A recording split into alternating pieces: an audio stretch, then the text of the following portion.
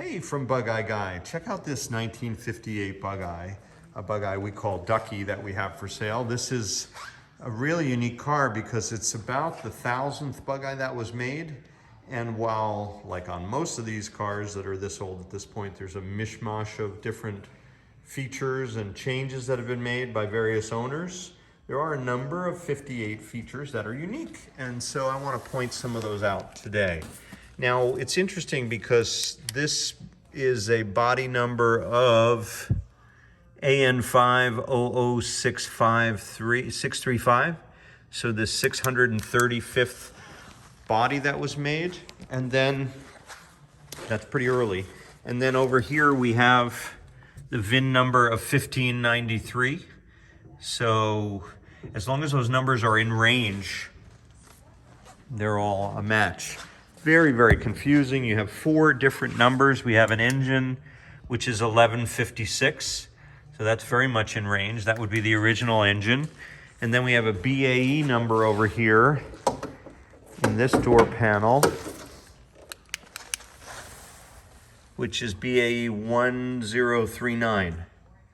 So all these early numbers align, and all of these various vendors were putting together pieces. I believe it was pressed steel that put the bodies together, and they all combined at the factory to become a car.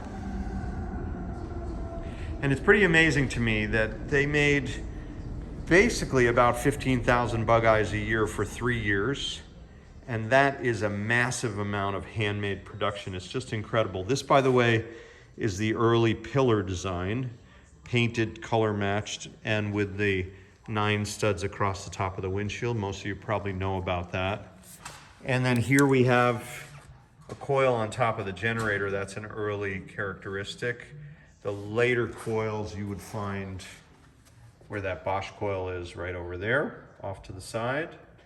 And there's also a much different opening here under the oil filter. You should be able to see there's a circular tin right there, that where the daylight's coming through. It's open on the later cars a little bit differently. We'll take a look at that. You see it's got a curve on the back side and a big square on the front. And then you have much bigger shrouding on the later car. This one being a 59 or 60, this blue car denim. So there's the shrouding for the radiator. And on the early cars, you had a much more petite, all that area was much more slender, and they just weren't focused as much in moving the air into the radiator. I imagine they upgraded it for better cooling. But with an aluminum radiator, it doesn't really matter much, of course. Again, it just depends on where you're going. This car, being a driver, the focus was not on absolute accurate details every step of the way. And that's generally what we find with most of these cars. They're kind of a combination of various features. Also missing here are the gussets that you would normally see on an early car, and that's probably because of body work that was done to the car somewhere along the way when it was repainted. But the very early cars had a reinforcement here. They also had a very different gusseting along in here. This is actually a round contour. You may be able to see it better in this photo. This was a piece that I made for the Concours car that we built 5 years ago. And these reinforcements, if you can see, there's a little bit of glare. There's those 2 brackets in the center of your screen. And on the later car, you had this, what amounts to a fillet. And that's basically taking the rear wheel arch and uniting it. This is where the differential would be, underneath that hump. So they reinforced the back of the car in this way. The early cars had this, the very early cars, they were bolted. On this car, Ducky, it's welded. You see there's 4 bolts there and 2 more on this side, and there are 2 more here in the glare, if you could see it. But either way, that is an important early car characteristic. And then there's also a very different mount here. Let's see if we can see it better on this side. The mount for the radius arm is a triangular piece, and here you see It's much more reinforced. It's also triangular, but this whole structure is much beefier. So if you're asking yourself, why would I want these 58 features? You see how much more slender that is. This whole piece is just much more petite. The cool thing is that the 58 features are unique and there are so few of them left. And I cannot tell from driving so many of these any difference.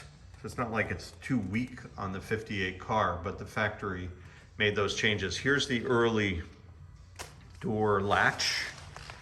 On this car, we have them as well. Now, whether these were taken from an early car and put onto this later car, we'll never know. But that's kind of life with these Bugeyes. They're all somewhat of a combination of various parts along the way. You got to remember when these cars were all in their heyday, maybe the heyday is now, I'd be the first to say that, but quite frankly, back in the 60s, they just didn't matter as much. They were $1,700 sports cars. Nobody ever thought they'd be around 60 years later, and people change stuff all the time. A lot of these details and numbers, they were all, you know, people just did what they needed to do without regard for 2021 collectors and the collector's market and all of its needs. It's a very, very different sort of universe for these cars. The other thing that blows my mind is if they made 15,000 Bugeyes a year, and what is that, 1,200 Bugeyes a month, I don't know how they did that. I mean, that is just incredible to me. That is it like 40 a day or something like that. So that's a lot of handmade Bugeyes. And we've got here maybe 25 of them in our building, and it'll take us a lot longer to get them all repaired and back out on the road. But that's a little bit about a 58 Bugeye and Ducky in particular that we have for sale here at Bugeye Guy.